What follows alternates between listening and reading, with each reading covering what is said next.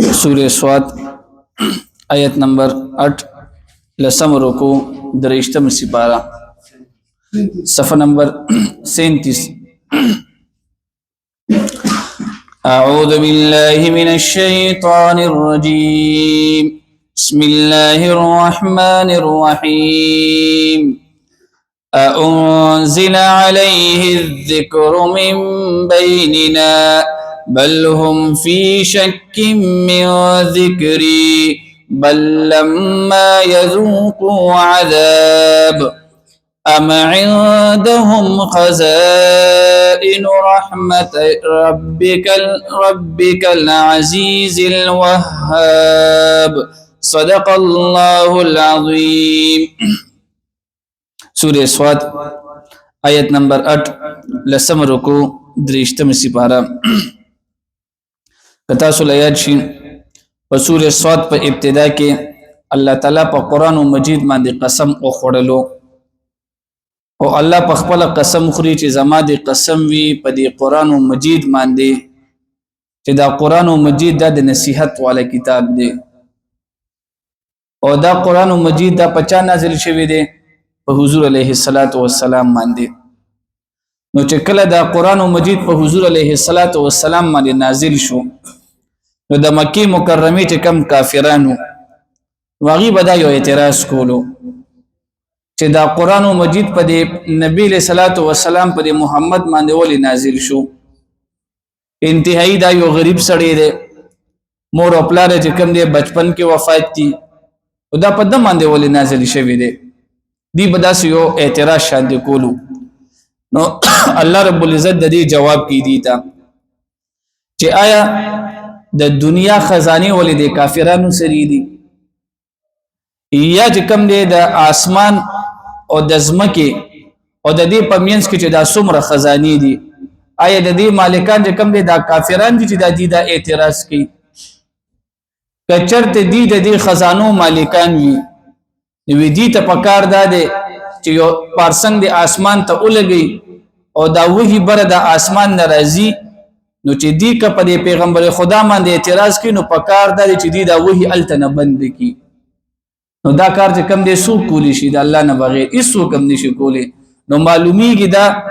چې دا وਹੀ هم د الله دا او دا وਹੀ چې په حضور علیه الصلاۃ والسلام باندې کم نازلېږي نو دا هم من جانب الله د الله د طرف دی لہذا دا الله رب العزت خوخه دا چاته رسالت ور کوي چاته بادشاہي ور کوي چاته اسب نه ور کوي نو پدې کې چې کم دي دغه کافرانو هغه د اعتراض جواب دی دی بدا خبر کولا انزل آیا نازل شو علیه پر نبی صلی الله علیه وسلم باندې الذکر قرآن یعنی د نصیحت من بیننا زمون لم ينزل بل هم فی شک بلکې دا کافران په شک کې دي من ذکری زمال نصیحتنا بل لما یذوقوا عذاب بلکې لا ندې سکلی دوی زما عذاب ام عندهم خزائن رحمت ربک یا دوی سره خزانی دي استاد رب د رحمت العزیز چې ډیر زیات غالب دی الوهاب او ډیر ورکون کې ذات دی ام لهم ملک السماوات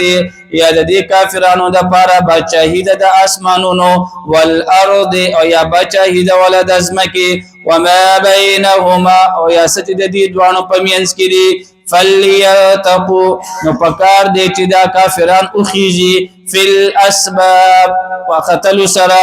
جندن الله رب العزت فرمای وی د مکی مکرمه دا کافران ودی چې کوم دی په حضور علیه الصلاۃ والسلام باندې اعتراض کوي چیرې دا پیغمبر توپ د تولی ملو شوی دی او دا رسالت د تولی ملو شوی دی او دا قران په د باندې ولی نازل شوی دی حالانکه الله فرمایي نبی علیہ السلام ته تسلیم ورکړي چې دا یو معمولی شانتي لخرو او دا سه لخرو چې په زلالت باندې دي ته شکست ملو شوی دی کم یو زلالت او کم یو شکست پهلنه معرکه چې د حق او د باطل په مینس کې شوی و نو هغه و غزوه بدر چې په هغه کې د مسلمانانو تعداد 300 او 43 او په هغه کې د کافرانو تعداد هغه زر وو چې کله دا کافران